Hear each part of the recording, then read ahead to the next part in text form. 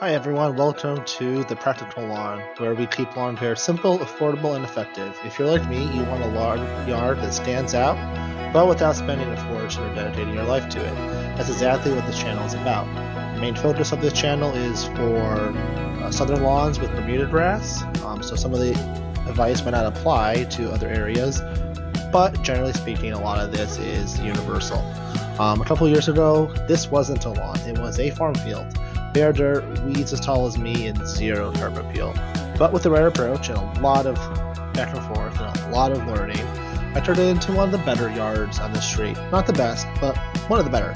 All without breaking the bank or spending tons and tons of time on it. So, this spring I'm kicking off a series where I will walk you through exactly what to do as the season progresses, from fertilizing to pre-emergent and mowing to watering. I'll break it down step by step. No fluff, just results. So, if you want a top tier yard without the hassle, follow along. Like this post, hit follow, and let's make your lawn one of the best on the block.